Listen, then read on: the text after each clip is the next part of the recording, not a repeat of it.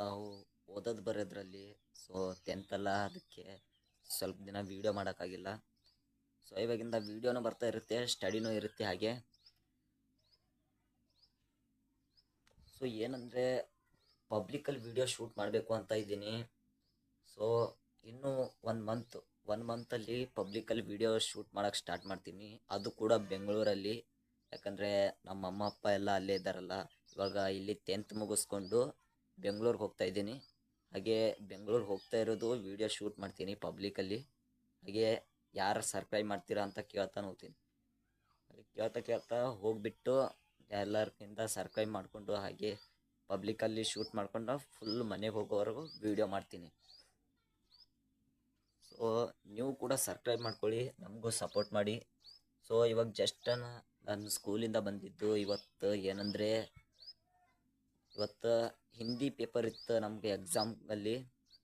So ಇವತ್ತು Hindi paper ಬರೆದೆ, ಚೆನ್ನಾಗಿ ಹೋಯ್ತು ಪೇಪರ್ ಅಂತೂ. ಸೊ ಮಾರ್ಚ್ 18ಕ್ಕೆ ನಮ್ಮ ಬೋರ್ಡ್ ಎಕ್ಸಾಮ್ ಸ್ಟಾರ್ಟ್ ಆಗುತ್ತೆ. ಸೊ ಅದಕ್ಕೆ ಪ್ರಿಪರೇಷನ್ ನಡೀತಾ ಇದೆ. ಸೊ ಅದಕ್ಕೆ ವೀಡಿಯೋ ಮಾಡೋಕ್ಕಾಗ್ತಾ ಇಲ್ಲ. ಸೊ ಆದರೂ ಎಷ್ಟಾಗುತ್ತೋ ಅಷ್ಟು ಟ್ರೈ ಮಾಡ್ತೀನಿ. ಇಷ್ಟು ದಿವಸ ಆಗಿಲ್ಲ, ಇವತ್ತು ಚಾನ್ಸ್ ಸಿಕ್ಕಿದೆ, ಮಾಡ್ತಾಯಿದ್ದೀನಿ. ಸೊ ಇವಾಗ ಜಸ್ಟ್ ನಾನು ಸ್ಕೂಲಿಂದ ಬಂದಿದ್ದೀನಿ. ಸೊ ಇವಾಗ ಕೈಕಾಲು ಮುಖ ತೊಳ್ಕೊಬೇಕು. ನಿಮ್ಮ ಕೈಕಾಲು ಮುಖ ತೊಗೊಂಡಾದ್ಮೇಲೆ ನಿಮ್ಗೆ ಸಿಗ್ತೀನಿ. ಸೊ ಅಲ್ಲಿವರೆಗೂ ವೇಟ್ ಮಾಡಿ. ಸೊ ಗೈಸ್, ಇವಾಗಷ್ಟೇ ಕೈಕಾಲು ಮುಖ ತೊಗೊಂಡು ಬಂದೆ.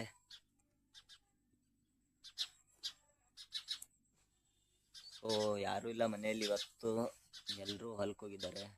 ನಾನು ಮಾತ್ರ ಇರೋದು. ಇವಾಗ ಸ್ಕೂಲಿಂದ ಬಂದು ಕೈಕಾಲು ಮುಖ ತೊಗೊಂಡು ಕುಂತ್ಬಿಟ್ಟಿದ್ದೀನಿ.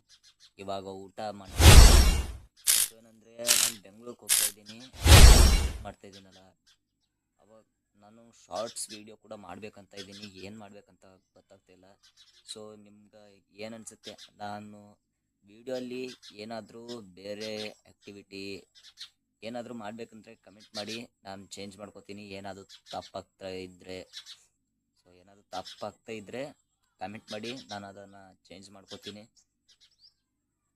ಸೊ ನೆಕ್ಸ್ಟ್ ಯಾವ ರೀತಿ ವಿಡಿಯೋ ಇರಬೇಕು ಅಂತ ಹೇಳಿದ್ರೆ ಅದು ಕೂಡ ಮಾಡ್ತೀನಿ.